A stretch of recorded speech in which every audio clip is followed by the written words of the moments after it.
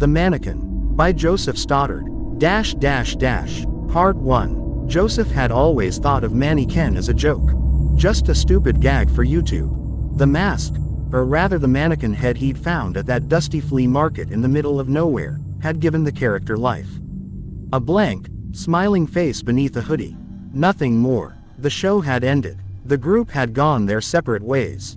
And Mannequin, cheap plastic and all, was shoved into the back of Joseph's closet, lost beneath coats and shoes. Forgotten. At least, that's what Joseph told himself. The nightmares began weeks later. He woke drenched in sweat, lungs seizing, heart a jackhammer against his ribs. The dream was always the same. The mannequin standing at the foot of his bed. 7 feet tall, hoodie drawn tight, its faceless head tilted downward. Watching, waiting. Joseph would try to scream, try to move, but paralysis locked him in place. He could only stare as one pale plastic hand reached out. The fingers never quite touched him. No, they seemed to hover just above his chest, pulling. As if invisible threads tethered his soul, and Mannequin was reeling him in, strand by strand. Every morning he woke gasping, clawing at his sheets as if he could rip the dream away. After the third night, Joseph snapped. At 2 in the morning, he dug into his closet, yanked the mannequin head free, and marched it out to the trash can by the curb. He slammed the lid shut with a curse, dusting his hands. Good riddance. But by morning, the head was back, resting neatly on the closet shelf where it had sat before. Joseph froze, staring at it. He hadn't brought it back inside. No one else had a key. Yet there it was, leering down at him in its silent, mocking way. The internet became his confessional. Possessed objects, vessels for demons, gateways to other dimensions. He scrolled through articles, forum threads, comment sections written in frantic half-sentences. Some swore the only way to rid yourself of such a thing was to burn it. Others warned that fire didn't destroy, it freed. Destroy the vessel and the entity roams free. Better trapped than released. Never burn it, never. Joseph's eyes burned as he read. His hands trembled, sweat dampening the keyboard. He was so absorbed that at first he almost ignored the scratching sound coming from his kitchen window. Scritch. He froze. The noise came again, louder this time. A deliberate clawing. Joseph stood, pulse racing, and crept toward the kitchen. The blinds rattled in the faint night breeze. Slowly, he reached out and lifted one corner. A face slid past the window. White, blank, expressionless. Joseph shrieked, stumbling backward into the counter. No. By the time he dared peek again, the window was empty. He grabbed his coat, heading for the front door, but the moment his hand touched the knob, the sound came. Nails, long and deliberate, scraping down the other side of the wood. Joseph staggered back, clutching his chest. His breaths came shallow and fast. He locked every bolt and chain, then retreated to his bedroom, curling in on himself until the clawing stopped. He stayed awake until dawn, listening, waiting. Sleep deprived and desperate, Joseph made his choice. That evening, he dragged the mannequin head out to the backyard and set it on the grill. He flicked the lighter, the flame trembling in his hand. Go to hell, he whispered, and set the plastic ablaze. The head sagged, warped, and melted, the air thick with the sickly stench of burning polymer. As it collapsed in on itself, a noise rose with it, something that was not of this earth. A whisper that wasn't a whisper. A shriek threaded through with laughter. Joseph stumbled back, clutching his ears. When silence returned, nothing was left on the grill but a puddle of blackened goo. Relief lasted only a moment. He turned, heart still hammering, and opened his closet door to make sure. From the darkness, a long arm shot out, blue sleeve, pale plastic hand. The fingers swiped past his face, close enough that he felt the rush of air. Joseph slammed the door and ran, bolting himself in the bathroom. The pounding started immediately. Fists, heavy, relentless, slammed against the wood. The knob rattled, twisted, shook violently. Joseph pressed his back against it, shaking, tears streaming down his face. Please. And then, silence. He almost let himself believe it was over. Until the shower curtain behind him began to slide open. Joseph whirled, throat locking around a scream. There it stood, 7 feet tall, hood drawn low, a kitchen knife in one hand, glinting in the dim light. Its head tilted toward him, blank and terrible. Joseph pressed himself to the wall, unable to breathe. The mannequin raised its hand, but didn't touch him. Invisible pressure clamped around his throat. His feet left the tile as he was lifted, choking, clawing at the air. The world swam to black. Dash dash dash. When Joseph woke, he wasn't alone. A voice hissed inside his skull. Alien, demonic, both. Rise. Against his will, Joseph stood. Arm yourself. His body obeyed, walking to the kitchen, plucking a knife from the drawer. He raised it to his face, and in the blade's reflection he saw not himself, but Mannequin. Unlock the door. His fingers moved without his consent. The lock clicked. Kill, kill, kill. Joseph pulled the hood of his sweatshirt up. His footsteps carried him to the front door, where moonlight bled through the cracks. The last shred of Joseph's will whispered from deep inside. Don't. But his hand turned the knob anyway.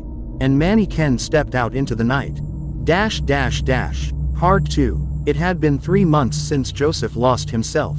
3 months of watching through his own eyes like a prisoner locked behind a window, powerless as Mannequin guided his hands to kill.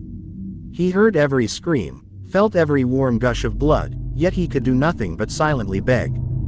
Dozens dead, some he had never known. Some who had simply been in the wrong place at the wrong time. But the worst was still coming. The thing inside him whispered constantly, like water dripping against stone. Every day you fade, every day you become less Joseph, more me. The nights were worse. Each time the moon rose, his reflection warped into the mannequin's faceless mask. His voice deepened with something inhuman, and his thoughts weren't his own. And then, without his consent, invitations were sent. Emails, messages, all written in his hand. A reunion at the old family cabin, deep in the forest. Far from civilization, a perfect hunting ground. Dash dash dash. The cabin. Joseph's family and closest friends arrived first.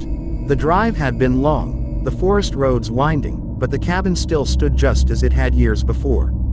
Cameron, Joseph's father, was the first inside, carrying a bag of groceries. His voice filled the room like it always did. God, it smells the same.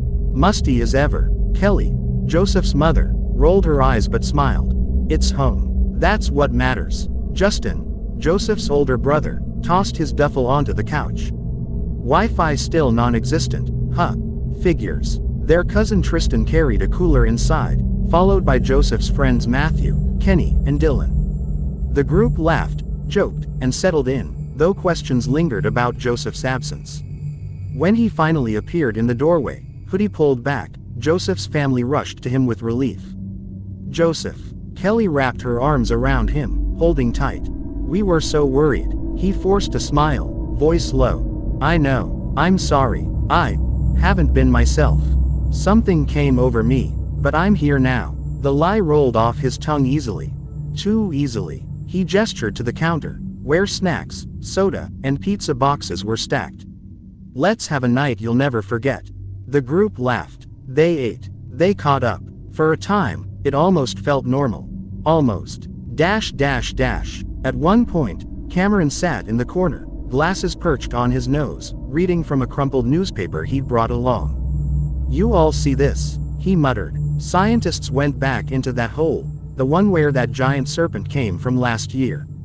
The room quieted. Kenny frowned. You're kidding. After all that destruction. Cameron shook his head. Not kidding. Says here they found something down there.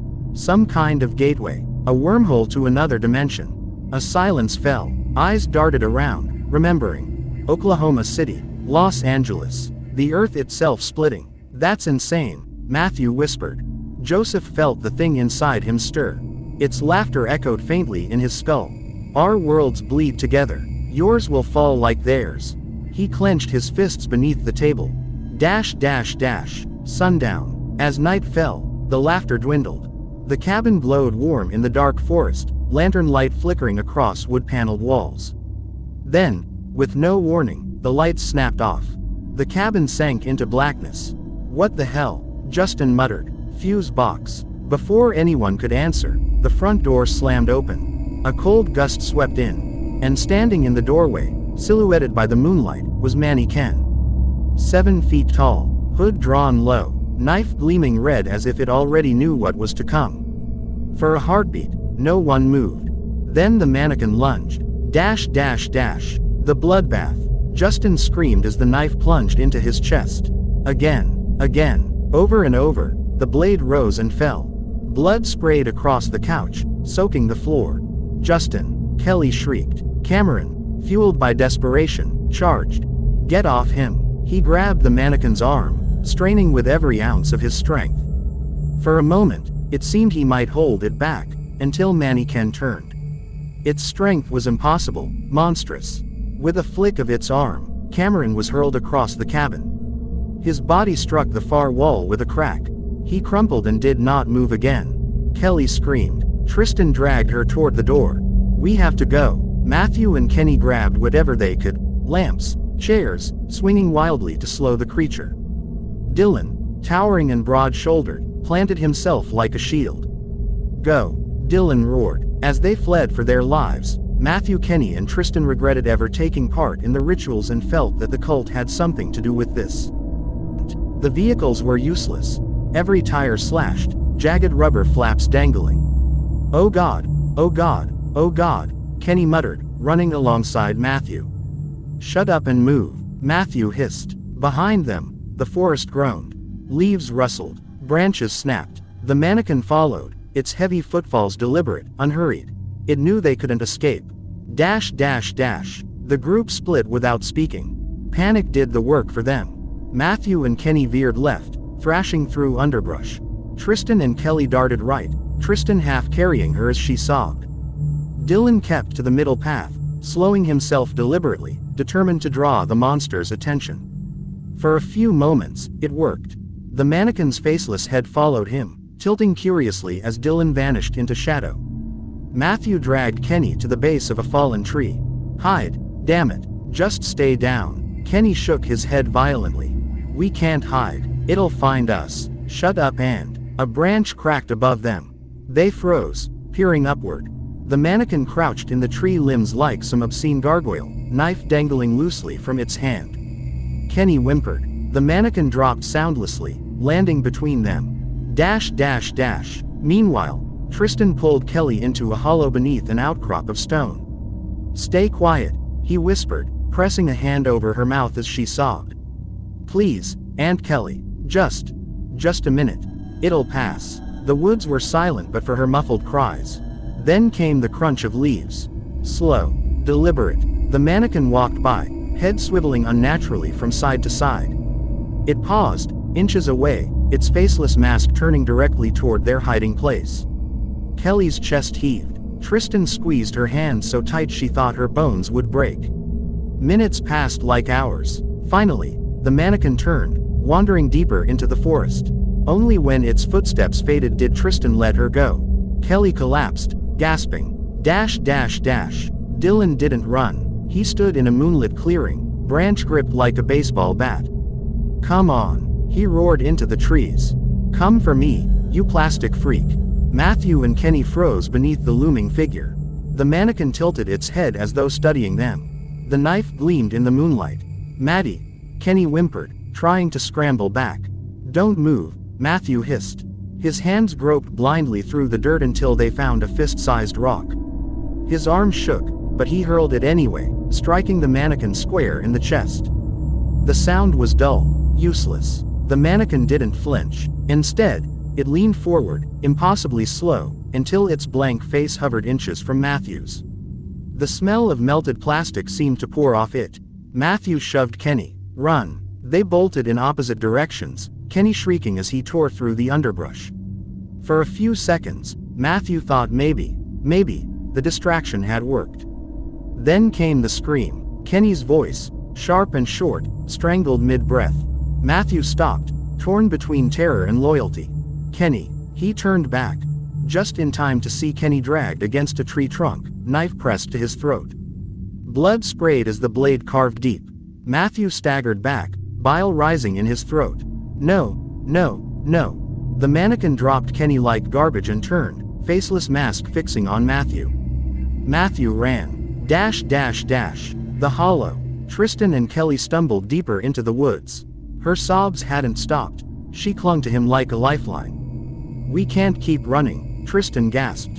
His lungs burned. "We need to hide again." They found another hollow, this one beneath the roots of an ancient oak. Tristan pushed Kelly inside first, then crawled in after her. The air was damp, thick with earth and rot. Kelly's breath came in sharp, wheezing bursts. Tristan squeezed her shoulders. "Shish, it's okay. It's gonna be okay." A shadow passed over the opening. Both froze. The mannequin crouched directly outside the hollow, one pale hand brushing against the roots as though feeling for them. Kelly's teeth dug into her fist to stop her scream. The mannequin paused, tilting its head.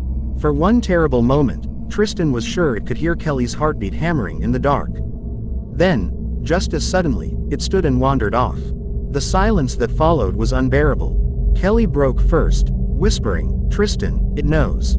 It's toying with us." He had no answer. Dash dash dash. The clearing. Dylan faced the mannequin head on. The clearing was bright beneath the moon, every detail etched in silver light.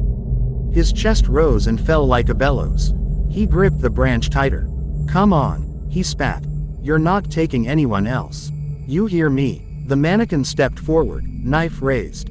Dylan swung. The branch cracked against its shoulder with a sound like breaking wood. The mannequin staggered. Just a step. Dylan pressed his advantage, raining blows.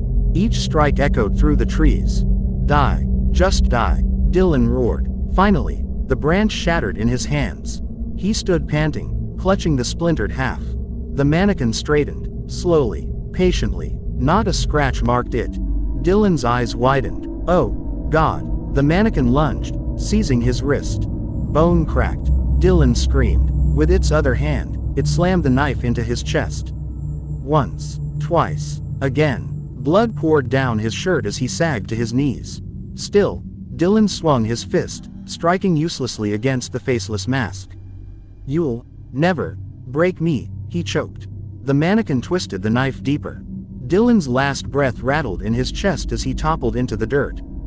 Dash dash dash. Matthew alone. Matthew stumbled blindly through the forest, branches whipping his face. His legs burned, his lungs screamed, but still he ran. He burst into a shallow ravine and collapsed against the rocks, sucking air like a drowning man.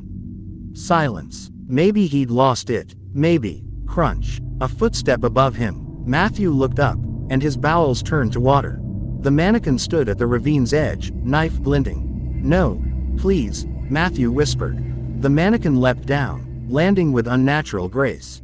Matthew raised his hands. "Joseph, I know you're in there, man. You don't have to do this. Please, fight it." For a flicker of a second, the knife hesitated. Matthew's hope flared, then died as the mannequin drove the blade into his chest. Dash dash dash. Mother and son. Kelly ran alone now, Tristan's fate unknown. Branches clawed at her face and arms. She barely felt them. Her only thought was escape. Then in her desperate flee, the mother tripped over something. She looked back to see it was the blood-soaked corpse of her nephew Tristan. She shrieked in horror, and cursed the idea of splitting up. With tears in her eyes, Kelly returned to her feet, desperate for an escape. But escape never came. She tripped into another clearing, and there it was. Waiting. The mannequin stepped forward, silent, knife raised. Pinned against a tree, Kelly raised her hands. Her voice broke. "Joseph, please, it's me. I know you're in there." The mannequin stopped. Knife trembled. Kelly's tears streamed hot down her cheeks. "You're stronger than this thing. I know you are. Fight it, Joseph. Please, baby, fight it." For a heartbeat, something inside shifted. A guttural sound tore from its throat. Not the mannequin's hiss, not the demon's command, but Joseph's voice, hoarse, broken. Mom." The knife lowered an inch. Kelly took a step forward, desperate. "That's it. You can beat it. I believe in you." Inside, Joseph clawed his way to the surface. His will slammed against the walls of his prison. The knife trembled harder, shaking violently in his grip. Joseph roared inside his head. Not her. Never her. He turned the knife inward. "Run." Joseph's voice bellowed through his lips. I can't. Hold it. Kelly stumbled back as her son drove the blade into his own throat. Blood sprayed down his hoodie.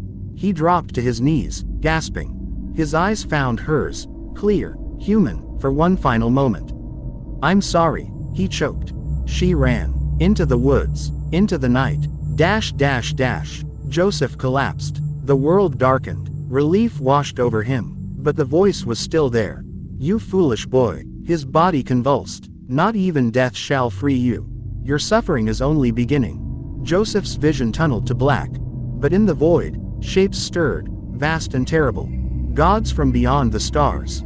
A land of endless night, where shadows ruled and screams never ended. Welcome home, the voice whispered. And Joseph faded.